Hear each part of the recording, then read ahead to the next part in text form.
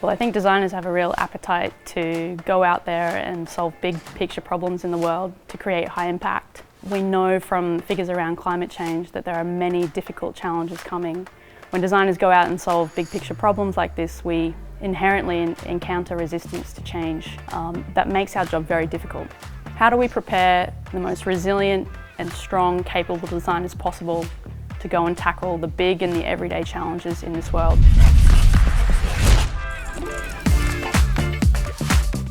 During the pandemic, we saw that our students and our community were struggling to move online, but we also saw that because they were able to design, they were able to become adaptive to online learning and pandemic restrictions, and we found that actually they were practicing psychological resilience because they were designing. And it was this kind of interplay between psychological resilience and designing that was very interesting to us to improve the way that we teach and learn design.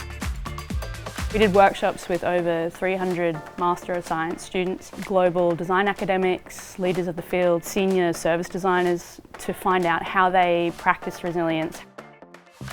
There are many principles that people apply unintentionally that we could extract from our research. So we have 10 principles of designer resilience. The first 4 are very much around yourself, your relationship to yourself and the world around you. The next 4 principles are around the design process and how that challenges us specifically into uncertainty, into standing for change. And the last 2 are very much around our relationship to the community and a participatory approach that design requires. For example, Principle 9 is around engaging and embracing the messiness of pluralism in design. Principle 5, for example, is around sharing unfinished, unpolished work. And if you think about what design is, it's sharing, it's co-creating. If you don't share your unfinished, unpolished work, it can be very detrimental to your design process. So I did my graduation here and I set out to redesign the acute healthcare system of Holland, which was quite ambitious at first, and it was maybe too ambitious. I set out to map this system with all kinds of different stakeholders. And then I was stuck with a map of a system that is a system as is, which never felt finished because you could always go deeper, you could always use more stakeholders to get involved.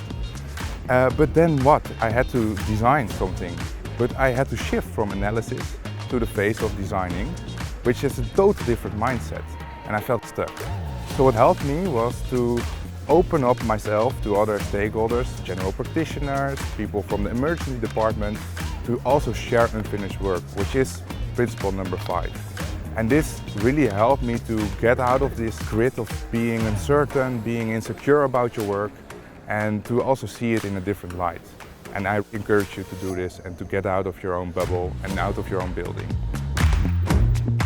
So indeed, the work has been really well received, and because it's so compact and built for use, it has gone into the new curriculum of the Master of Science here at the Faculty of Industrial Design Engineering. Maybe even more interesting for me is also that many universities have already picked up on this and are also looking to implement it. So for example, Northumbria University in Newcastle in the UK.